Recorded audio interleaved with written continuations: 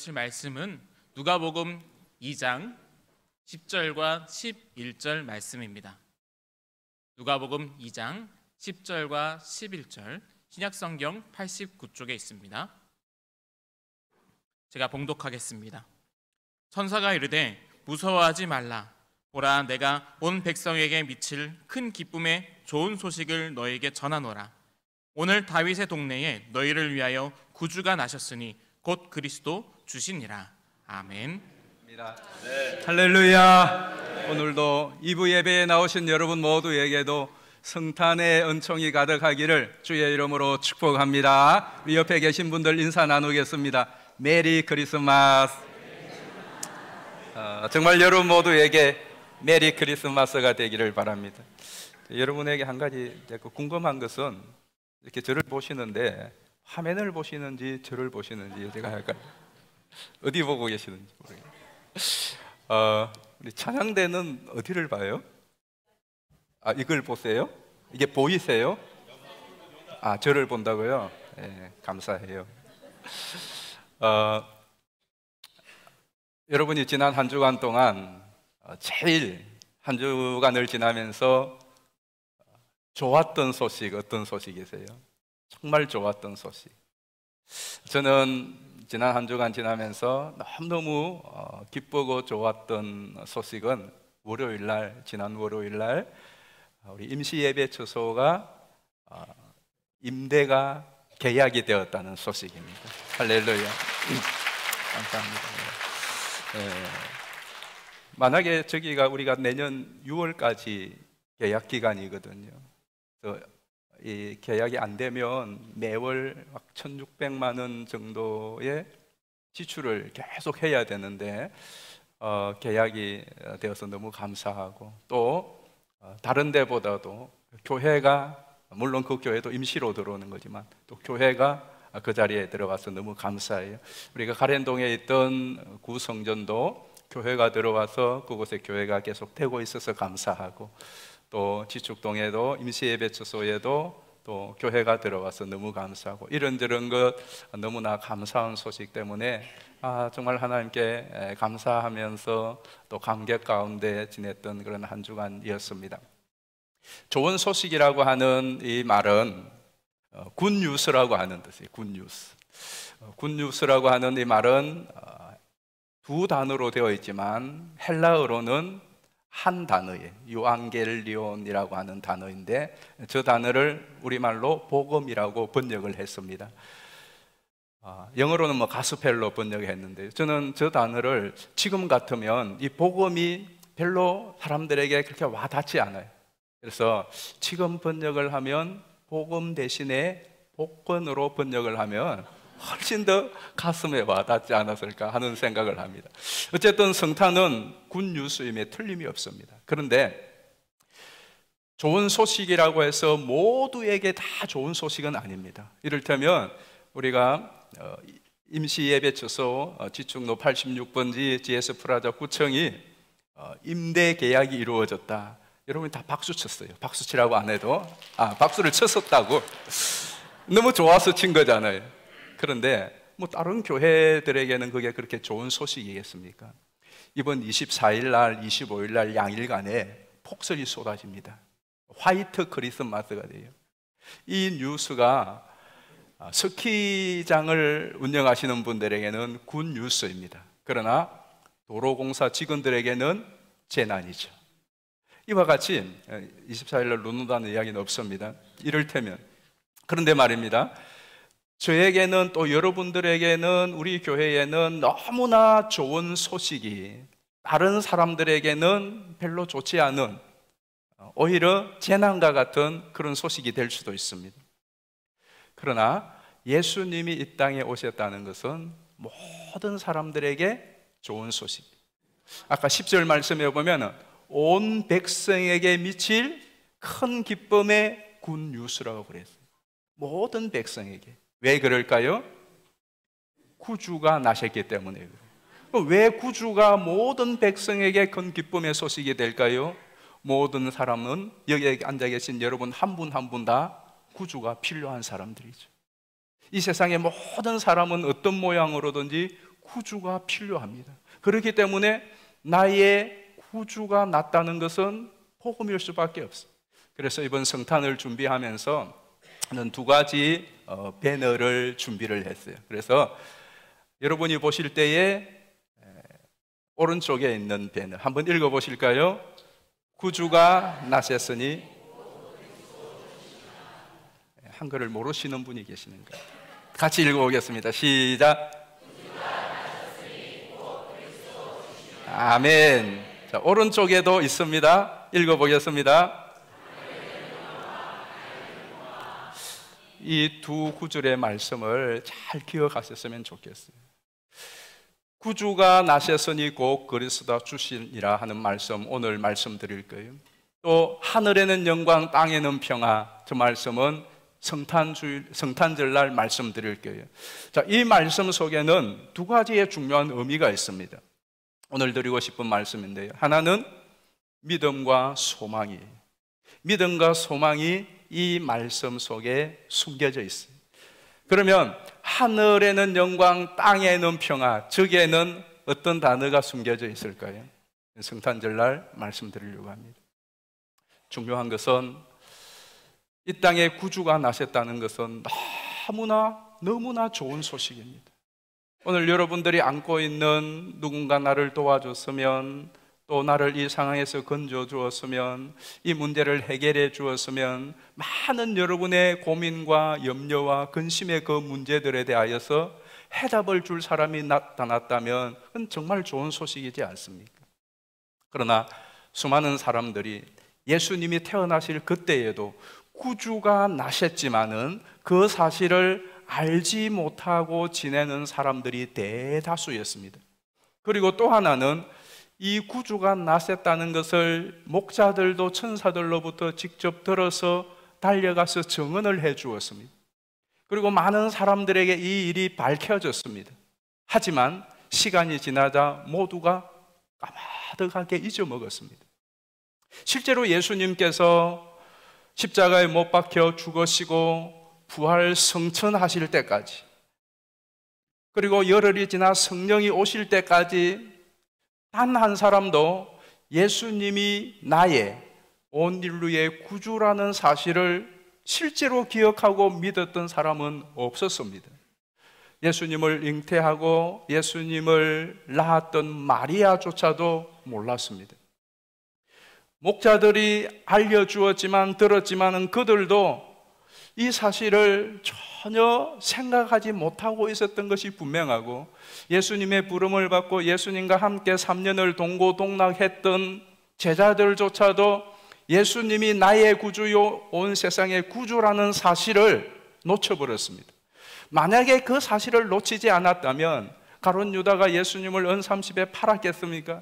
제자들이 예수님이 고난을 당하고 체포당할 때 전부 다 출행랑을 놓았겠습니까? 마리아가 예수님이 십자가에 못 박혀 죽고 난 후에 그 시신을 수습하기 위하여서 무덤으로 슬픈 마음으로 갔었겠습니까? 몰랐어요. 그리고 잊어버렸습니다. 근데 이런 현상이 오늘 이 시대에도 여기에 계신 여러분들 가운데서도 그렇지 않는가 의심이 돼요. 여러분은 정말로 예수님이 나의 구주이심을 믿습니까? 정말로 믿습니다. 그래서 여러분이 구원을 받고 구원의 그 감격과 기쁨을 누리고 있습니까? 저는 이번 성탄절이 정말 여러분 모두에게 메리 크리스마스가 되기를 축복합니다. 옆에 있는 분 한 분 더 메리 크리스마스. 다 맞습니까? 정말로 맞습니까? 메리 크리스마스란 말은 기쁜 성탄절이라는 거예요. 근데 사람들이 지금은 성탄절이 우울합니다. 성탄절 기쁘지 않아요. 메리 크리스마스 그것 때문에 스트레스 받아요. 성탄절이 이제는 더 이상 즐거운 성탄절 아니에요. 왜 그렇게 되었죠? 왜 어떤 때는 성탄이 너무나 기쁘고 즐거운 성탄이고 어떤 때는 이 성탄절이 우리에게 너무나 우울하고 그리고 슬픈 성탄절이 나는 거죠? 그것은 무엇을 놓쳐버린 것이냐 하면 예수 그리스도의 우리의 믿음과 소망이 있기보다는 우리 자신과 현실 때문에 그래요. 자, 한번 잘 보십시오. 어떤 때 여러분이 정말 어떤 성탄절은 너무 기쁘고 즐겁습니다. 좋은 일이 있고 선물을 받고 또 뭐 상황이 좋아지고 일들이 잘 풀려갔는데 성탄절을 맞았다. 너무 기쁘죠. 너무 기쁘죠. 그래서 메리 크리스마스, 메리 크리스마스입니다. 그러나 지금과 같은 이런 시국에 우리가 성탄절을 맞는다는 것은 우울합니다. 그래서 지금 시국도 좋지 아니하고 경제도 좋지 않고 여러분의 사정도 녹록하지 않기 때문에 성탄절 그냥 지나갔으면 좋겠다. 메리 크리스마스 노! 라고 말한다면 그러면 성탄의 주인공 되시는 예수님의 역할은 뭐냐? 우리는 무엇 때문에 어디에 소망을 두고 무엇에 기대와 믿음을 두고 있느냐는 거예요. 이거 한번 점검해 보았으면 좋겠어요. 몇 년 전이에요. 국민일보에 난 기사였는데 어떤 비즈니스를 하는 신실한 크리스찬이었는데 핀란드로 출장을 가게 되었대요. 핀란드로 출장을 자주 드나드는 분인데 성탄 시즌을 점하여 핀란드에 출장을 가게 되었는데 이분에게 궁금한 것이 하나 생겨서 그것을 이번에 가면은 확인해 보려고 했다고 합니다. 핀란드는 우리가 아는 대로 90% 이상이 다 크리스찬들이지. 물론 루터교이지만은 그 나라에 가면 북부 지방에 산타 마을이 있습니다. 산타 마을. 지도에 보시면 그 북부 지역에 산타 마을을 조성해 놓고 이 시즌이 되면은 세계 각국의 많은 사람들이 와서 특수를 누리는 곳이 있습니다. 근데 실제로는 이 산타클로스가 핀란드 사람이 아니라 터키의 뎀네라고 하는 곳에서 살았던 사람이에요. 실제로 살았던 실존 인물 니콜라스라고 하는 사람입니다. 이 니콜라스는 예수 그리스도의 감동을 받고 예수님처럼 자기도 살아보기 위하여서 선행을 베풀며 자비를 베풀며 살았어요. 그러니까 많은 사람들이 이 니콜라스를 보면서 참 좋은 분으로 생각을 했습니다. 그래서 이 니콜라스 이름 앞에다가 이 사람은 성자다. 그래서 세인트, 성 니콜라스라고 부르기 시작합니다. 그러자 이 소문이 옆에 나라들로 쭉쭉쭉쭉 퍼져나가게 되어지죠. 그래서 세인트 니콜라스가 네덜란드 지방으로 와서는 신트클라스라고 이름이 바뀌어져요. 그들 발음대로. 그러다가 나중에 영어권에 있는 사람들이 산타클로스로 명명하게 되어집니다. 그런데 문제는 성탄절이 되면 이 산타클로스가 예수님보다 더 위상이 높아요. 실제로는 성탄절은 예수님이 태어나고 예수님이 주목을 받아야 되는데 오히려 이 산타클로스가 더 주목을 받는 거예요. 상업성 때문에 그렇습니다. 그래서 이 장본인이 된 이 핀란드 사람들은 이 사실에 대하여 이 나라가 기독교 국가인데 이 사실에 대하여 어떤 마음을 생각을 품고 있는가 그걸 확인해 보고 싶은 거예요. 그래서 핀란드에 가서 수도 헬싱키에 가서 비교적 젊은 사람들을 만날 수 있는 기회가 있었는데 기독 실업인의 성탄 송년 모임에 참석하게 되었대요. 그래서 이 사람들은 여기에 대하여 어떤 생각을 가지고 있는가 궁금해서 그 성탄 모임에 참여를 하게 되었는데 깜짝 놀란 것은 이 사람들이 그 성탄 모임에서 그 시간을, 저녁 시간을 식사하면서 보내는 것을 보고 큰 감동을 받았다는 거예요. 보통 성탄 송년을 하면은 회사 비즈니스 하는 사람들이 모여서 와인도 마시고 또 음주 가무를 즐기지 않습니까? 근데 이분들은 모여서 함께 조용하게 식사를 하면서 여러 다 비즈니스가 다른 그런 분들인데 모여서 자기들의 삶을 나누고 그리고는 우리가 이 흥청망청한 이 성탄 시즌에 우리의 삶의 본질인 예수 그리스도를 놓치지 말자. 그리고 우리 모두는 비즈니스는 다 다르지만은 이 땅에 예수 그리스도의 동력자들이다. 그리고 우리가 함께 이 땅 가운데 그리스도인으로서의 선한 영향을 끼치는 기업인들이 되자. 그런 이야기들을 나누면서 너무나 어떤 신자로서의 계리와 또 다짐과 각오가 있는 그런 성탄 송년 모임이 된 것을 보고 굉장히 큰 감동을 받았다. 그리고 나중에 그분이 이제 그 마지막 그 기사에 이렇게 멘트를 하였습니다.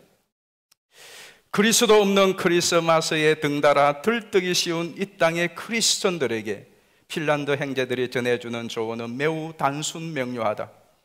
본질을 놓치지 마십시오. 그리스도가 본질이고 절대 포기할 수 없는 삶의 이유입니다. 그러면서 그 다음 구절이에요. 새하얀 바탕에 푸른 십자가를 걸어놓은 핀란드 국기는 우리 마음 바탕에 선명하게 걸어넣어야 할 본질을 상기시켜주고 있다. 이 구절이에요. 새하얀 바탕에 푸른 십자가를 걸어놓은 핀란드 국기는 우리 마음 바탕에 선명하게 걸어넣어야 할 본질을 상기시켜주고 있다. 핀란드 국기 한번 보실까요? 새하얀 바탕에 십자가 문양이 새겨져 있죠. 물론 스웨덴, 스위스, 노르웨이, 또 아이슬란드도 색깔만 다르지 다 십자가입니다. 기독교 국가에서 태생됐죠. 저 의미 속에는, 원래 의미 속에는 새하얀 바탕에 삶의 주인이 되시고 중심이 되시는 예수 그리스도를 새기고 살자는 거예요. 지금은 많이 변질되어 버렸습니다. 근데 이 부분이 참 가슴에 와닿아요. 여러분은 어떠세요? 여러분의 마음 바탕에, 여러분의 삶의 바탕에, 여러분의 생각의 바탕에 예수 그리스도가 중심에 자리 잡고 있습니까? 이번 이 성탄절이 예수 그리스도를 다시 내 삶과 내 마음과 또 내 가정과 여러분의 사역의 중심에 모시게 되는 기회가 되기를 주의 이름으로 축복합니다. 그래서 첫 번째 한번 같이 읽어보겠습니다. 시작. 주께 대한 믿음을 돈독히 하자. 이 성탄절이 이 구주가 나셨으니 곧 그리스도 주시니라 하는 저 의미 속에 있는 첫 번째 우리가 붙잡아야 될 단어가 뭐냐? 믿음이에요. 예수님께 대한 믿음, 흔들리는 믿음, 요동하는 믿음, 금이 가서 넘어질 듯한 믿음, 그리고 약하여진 믿음이 다시 돈독하게 되기를 주의 이름으로 축복합니다. 우리 2장 11절 다시 한번 보겠습니다. 오늘 다윗의 동네에 너희를 위하여 구주가 나셨으니 곧 그리스도 주시니라. 아멘. 너희를 위하여 구주가 뭐 했다고요? 나셨다 그러고 말합니다. 구주가 나셨다는, 구주가 등장했다가 아니에요. 구주가 태어나셨다는 거예요. 자, 이 말씀은 그냥 어느 날 어느 순간 탄생을 한, 태어난 것이 아닙니다. 오랜 유구한 역사를 가지고 있습니다. 이사야 7장 14절, 우리가 잘 아는 말씀입니다. 한번 읽어보시겠습니다. 그러므로 주께서 친히 징조를 너희에게 주실 것이라. 보라, 처녀가 잉태하여 아들을 낳을 것이요 그 이름을 임마누엘이라 해라. 보라, 처녀가 잉태하여 아들을 낳을 것이라고 예언을 했습니다. 물론 이건 아하스에게 예언한 내용입니다. 예수님 태어나시기 한 700여 년 전에. 그런데 이 말씀이 이사야 9장 6절에 가면 실제로 이루어집니다. 보실까요? 이는 한 아기가 우리에게 낳고 한 아들을 우리에게 주신 바 되었는데 그의 어깨에는 정사를 메었고 그의 이름은 기묘자라 모사라 전능하신 하나님이라 영존하시는 아버지라 평강의 왕이라 할 것이니라. 이 말씀은 그 당시에도 물론 이루어진 말씀이지만은 700년이 지난 후에 오늘 우리가 읽은 2장 11절에서 이루어졌어요. 마태는 아예 노골적으로 마태복음 1장 22절에서 예수 그리스도가 이 땅에 태어나실 것에 대한 이 예언은 이사야 선지자의 말을 이루려 함이라고 말씀하고 있는 거예요. 그런데 이 말씀은 예수님이 태어나기 700년 전에 이사야 선지자를 통하여신 하나님의 예언이 이루어진 것보다 훨씬 더 멀리 거슬러 올라갑니다. 어디까지 거슬러 올라가느냐 하면 창세기 3장 15절까지 올라갑니다. 창세기 3장 15절 보시겠습니다. 내가 너로 여자와 원수가 되게 하고 내 후손도 여자의 후손과 원수가 되게 하리니 여자의 후손은 내 머리를 상하게 할 것이요 너는 그의 발꿈치를 상하게 할 것이니라 하시고. 아멘. 자, 왜 제가 예수님의 탄생 이야기, 구주가 나셨으니라고 하는 이 말씀을 이사야의 예언과 또 창세기의 예언을 여러분에게 소개하느냐 하면, 예수님이 오늘 나신 이 사건은 우발적으로 단순히 어느 날 이루어진 것이 아니라 오랜 역사 속에, 아니 인류의 전 역사 속에 하나님이 예언하고 미리 고지하신 것이 오늘 이루어졌다는 사실을 우리가 좀 생각해 보자는 거예요. 왜? 그럼 그것이 주는 의미가 뭘까요? 6천년이 되었을지 6만 년이 되었을지 6억만 년이 되었을지 몰라요. 이 연대는 분분합니다만 어쨌든 인류 역사의 큰 흐름 속에 하나님이 예언하시고 말씀하신 것이 오늘 이루어졌다. 뭘 의미하는 것입니까? 한번 따라 하실까요? 하나님은 신실하시다. 아멘입니까? 하나님이 약속하신 구원, 하나님의 구원 약속은 역사의 긴 흐름 속에 아무리 많은 우여곡절과 다사다난한 일이 있지만은 결국은 때가 되면 오늘 이루어졌다라고 하는 것입니다. 이건 뭘 말하느냐 하면 하나님은 신실하신 분이, 하나님은 약속하신 것을 반드시 이루시는 분이시, 하나님의 구원 약속은 그 누구도 변개할 수 없는 반드시 이루어질 하나님의 역사라는 사실인 겁니다. 아멘입니까? 그것이 우리에게 주는 게 뭐예요? 그래서 하나님을 믿자 이겁니다. 우리가 믿는 믿음의 토대, 우리가 신앙하는 그 신앙의 토대가 바로 하나님의 약속의 말씀이고, 그 약속의 말씀을 믿을 수 있는 것은 하나님은 한번 내뱉으신 말씀을, 약속하신 것을 반드시 이룬다는 것입니다. 저는 여러분이 이 믿음을 굳게 하시기를 축복합니다. 이 성탄절에 아기 예수가 탄생하였다, 예수님이 하나님이신 그분이 정말로 인간의 몸을 입고 이 땅에 오신 것이 역사적인 사실이라면 그걸로 끝이고 그걸로 즐거워하고 거기에 대해서 우리의 감정과 반응이 어떠하다는 이것 이전에, 하나님은 믿을 수 있는 분이구나, 하나님은 신실하신 분이구나, 그래서 흔들리는 믿음, 의심나는 믿음, 또 우리 자신과 환경과 시국과 주변의 여러 가지 상황들 때문에 여러분의 믿음이 조금이라도 요동치고 의심하였다면 다시 믿음을 굳게 세우기를 축복합니다. 하나님께 대한 믿음을 굳게 하시기를 축복합니다. 왜냐하면 이 믿음보다 더 중요한 것이 우리에게 어디에 있습니까? 우리는 믿음으로 구원을 받습니다. 구원받아서 천국 가는 그 구원뿐만 아니라 여러분의 삶의 근심과 염려와 두려움으로서부터 구원도 마찬가지예요. 나는 예수님의 구원을 아직 누리고 경험하지 못하고 있다면 여러분이 많은 이유와 구실들, 핑계들을 댈 수 있겠지만, 그러나 한 가지, 믿지 않기 때문인 것입니다. 믿지 않기 때문입니다. 나는 마음에 요즘 불안해요. 불안한 이유가 뭔데요? 많은 이유들이 있잖아요. 그러나 너희는 마음에 근심하지 말라. 하나님을 믿으니 또 나를 믿으라. 그 믿음이 내게 와닿지 않다.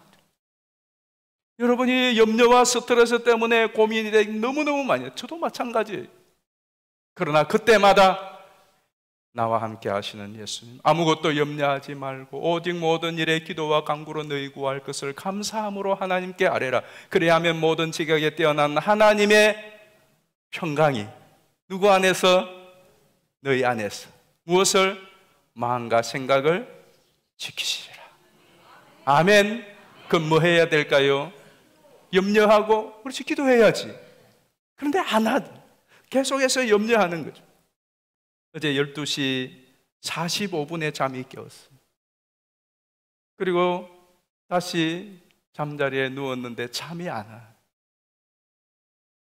그래서 몇 시까지 뒤척였는지 모르겠어요. 시계 보니까 2시 반, 그리고 또 보니까 3시 반. 잠이 안 올 때는 절대로 하지 말아야 될 행동 중에 하나가 심리학자들이 시계를 보지 말라는 거예요. 근데 궁금하니까. 왜 그랬느냐 하면 오늘 설교할 생각 때문에 우리가 계속 돌아가는 거예요. 그런데 어느 순간에 잠이 싹 들었어요. 그때에 저도 모르게 계속 제 생각에 사로잡혔다가 맞아. 예수님이 나의 구원자지. 주님께 맡기는 순간. 정말로 주님께, 주님 난 몰라요, 주님께 맡겨요, 맡기는 그 순간 언제 맡겼는지, 언제 잠들었는지 잠이 들었어요. 우리는 계속해서 우리가 문제를, 우리의 염려를, 우리의 고민을, 모든 상황들을 내가 계속 붙들고 있는 거예요. 우리에게 구원자가 있음을 믿으시기를 바랍니다. 그 중요한 것은 그 구원자에게 맡기는 거예요. 오늘 우리가 교동문 한 말씀 중에도 예수님이 이 땅에 오셨지만은 그러나 자기 백성이 영접지 아니하였더라. 그러나 요한복음 1장 12절 영접하는 자 곧 그 이름을 믿는 자들에게는 하나님의 자녀가 되는 권세를 주셨나니. 누구에게요? 영접하는 자. 여러분 영접하시고 또 믿으시고 또 믿으시고 또 믿으실 때에 예수님이 실제로 나의 구주가 되시는 것을 경험하게 될 줄 믿습니다. 두 번째 같이 읽어보시겠습니다. 시작. 다시 한번 주를 향한 소망을 굳게 붙들자. 한 번만에 하십시다. 이제는 한 번만 더 해보게요. 시작. 네. 여러분은 어쨌든 눈치나 말귀는 정말 빠르고 잘 알아들으셔서 너무 감사를 드립니다. 주를 향한 소망을 굳게 하자. 구주가 나셨으니 곧 그리스도 주시니라고 하는 이 말씀 속에는 믿음이 들어가 있고요, 또 하나는 소망이 있습니다. 한번 보십시오. 구주가 나셨다는 거, 이게 얼마나 소망스러운 말씀입니까? 여러분 곰곰이 생각해 보십시오. 나에게 구원주가 있다, 나에게 구세주가 있다. 소망 아닙니까? 여러분이 어떤 절망과 좌절과 수랑과 깊은 심년에 빠졌다고 할지라도, 아무도 나를 건져주고 나를 도와주고 나를 이곳에서 끌어낼 사람이 없다고 할지라도, 그런데 나의 구세주가 있다, 구원주가 있다라는 생각을 떠올리면 그건 희망입니다. 희망이에요. 근데 문제는 그 구주가 악이라는 게 문제예요. 이사야 9장 6절 다시 한번 보겠습니다. 이는 한 아기가 우리에게 낳고 한 아들을 우리에게 주신 바 되었는데 그의 어깨에는 정사를 메었고 그의 이름은 기묘자라 모사라 전능하신 하나님이라 영존하시는 아버지라 평강의 왕이라 할 것임이라. 아멘. 그의 어깨에 정사를 메고 그가 기묘자요 묘사요 또 뭐 영광의 왕이다, 다 좋습니다. 근데 문제는 악이란 말이에요. 악이. 이게 문제예요. 이게 우리의 신앙생활에 많은 걸림입니다. 또 딜레마고 숙제입니다. 왜 아기로 태어났느냐? 아기가 언제 자라서 왕이 되어서 우리의 구세주가 되느냐 이 말입니다. 이 과정이 문제죠. 구원도 마찬가지지 않습니까? 내가 구원을 받았어요. 구원을 받았는데 여전히 우리는 이 현실에 있습니다. 내일 출근하셔야 되죠. 추우면 여전히 떨려야 되고, 구원을 받았는데 그 구원이라고 하는 게 얼마나 좋은 건데 여전히 나는 구원의 감격, 기쁨, 축복을 1도 못 누리는 것 같아. 이게 문제입니다. 그래서 좌절하고 절망하고 실망할 때가 있죠. 구원이라고 하는 이 구원의 정의를 이렇게 설명할 수가 있습니다. 이미 우리가 구원을 받았다. 그러나 아직 구원을 받지 않았다. 그래서 이미 우리는 구원받았어요. 아멘. 여러분 오늘이라도 이 세상을 떠나면 천국 갈 줄 믿습니까? 그럼 구원 받은 거잖아요. 그러나 아직 아직 안 받았어요. 이게 이 아직이라고 하는 이것 때문에 우리는 늘 힘듭니다. 과정이라는 게 있다. 과정. 왜 예수님이 아기로 태어났을까? 아니 성인으로 쫙 나타나서 십자가 죽으시면 되는데 왜 아기로 태어났느냐는 거죠. 왜 구주가 아기가 되어서 언제 자라서 구원을 이루시려고. 이 과정이 우리에게 너무나 힘들어요. 여러분들도 마찬가지잖아요. 여러분이 태어났어요. 출생을 하였습니다. 여러분이 태어나서 집사님은 한 달 만에 엄마를 알아보고 엄마라고 말하지 않았어요. 저는 2달 만에 우리 아버지를 알아보고 아빠, 이런 사람 아무도 없습니다. 그렇죠? 시간이 지나야 돼요. 과정이거든요. 1년 지나니까 자기가 라면 끓여서 먹는 그런 아이 아무도 없어요. 학교에 들어갔어요. 구구단을 외웁니다. 산수책을 딱 보자마자, 구구단 보자마자 바로 2는 4, 2, 4, 6, 2, 5, 7, 2, 8, 2, 10. 여러분 그렇게 구구단 외우는 사람 아무도 없죠. 2는 4, 2, 4, 8, 2, 9, 18, 9, 9, 81을 여러분 다 알잖아요. 아시죠? 다 안단 말이죠.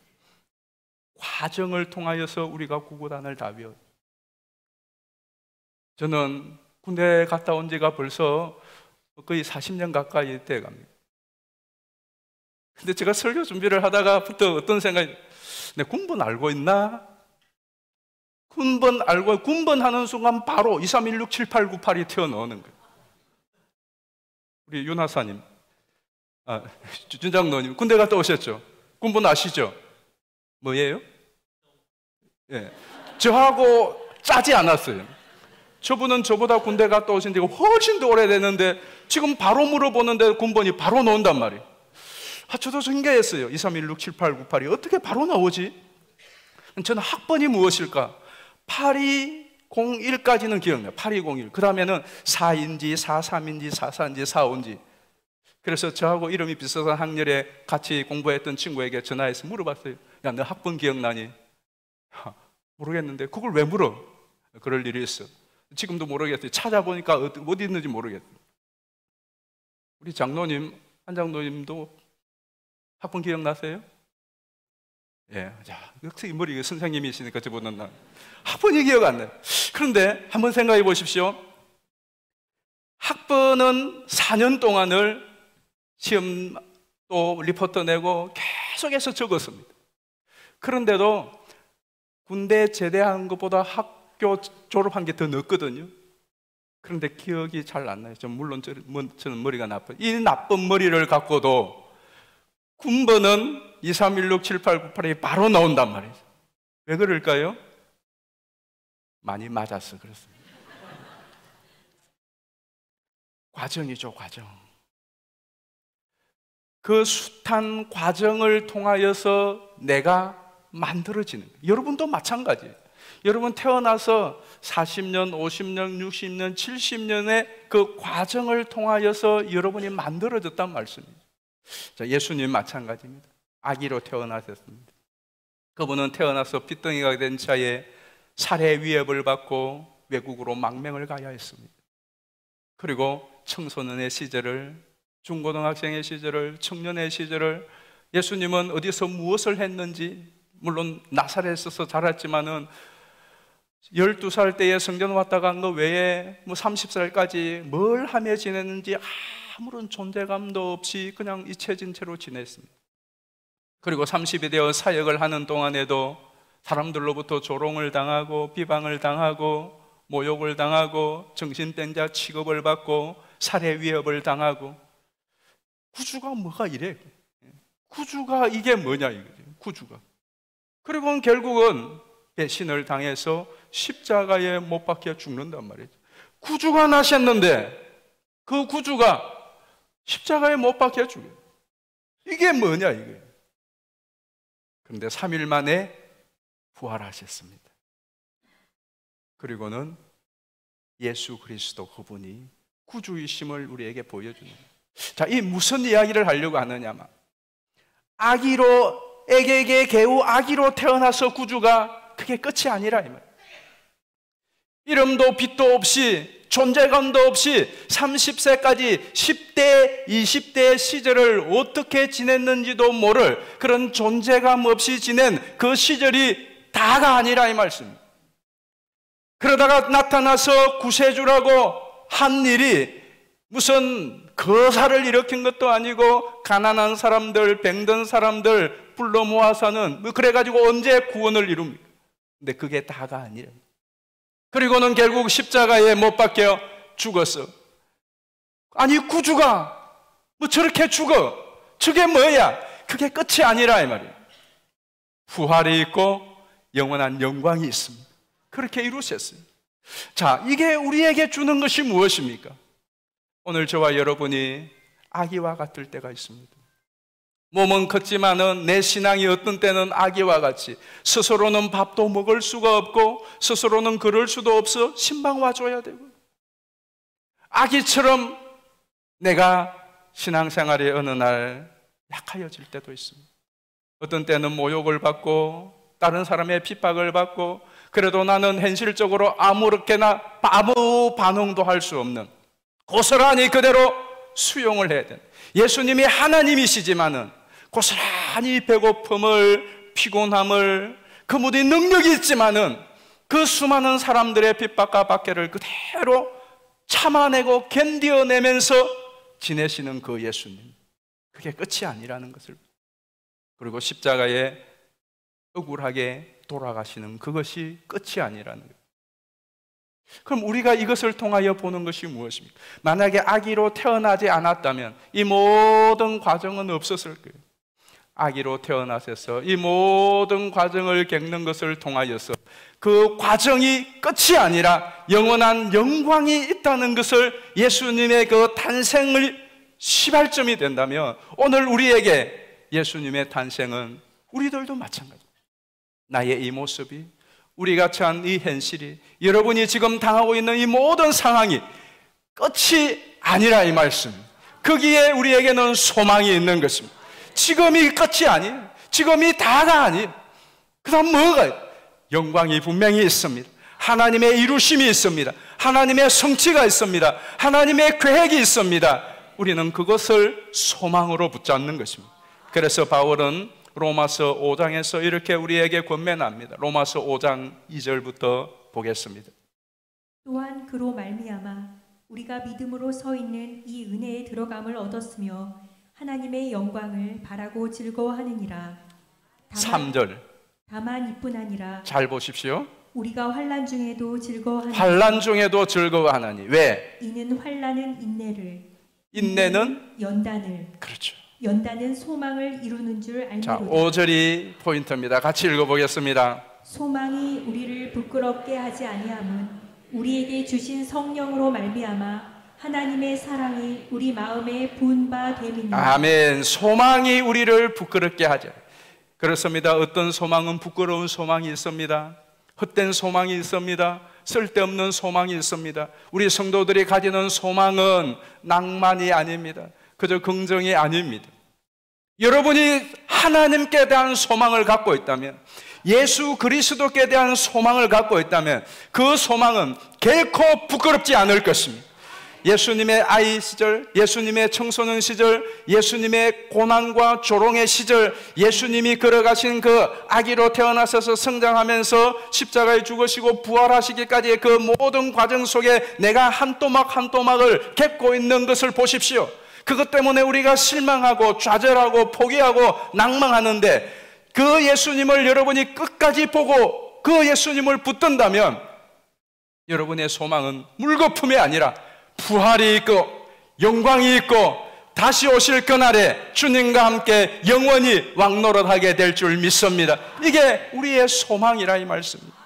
그래서 이 부끄럽지 않게 하실 하나님의 사랑이, 소망이, 하나님께 대한 소망이 하나님이 무엇으로 확정하셨느냐? 로마서 5장 8절은 우리가 잘 아는 말씀이죠. 같이 한번 읽어보겠습니다. 로마서 5장 8절 시작. 우리가 아직 죄인 되었을 때에 그리스도께서 우리를 위하여 죽으심으로 하나님께서 우리에 대한 자기의 사랑을 확정하셨느니라. 아멘.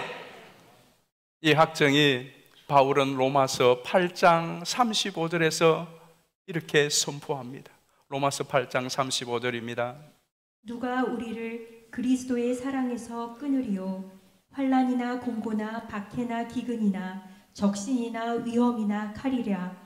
내가 확신하노니 사망이나 생명이나 천사들이나 권세자들이나 현재일이나 장래일이나 능력이나 높음이나 깊음이나 다른 어떤 피조물이라도 우리를 우리 주 그리스도 예수 안에 있는 하나님의 사랑에서 끊을 수 없으리라. 아멘. 잘 보시면 38절 39절에 보면 우리의 소망과 하나님께 대한 우리의 사랑을 끊으려고 하는 수많은 요인들이 나옵니다.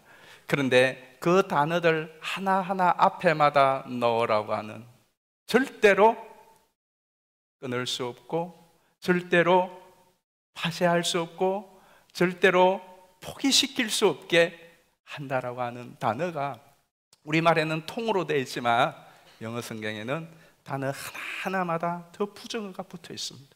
뭘 이야기할까요?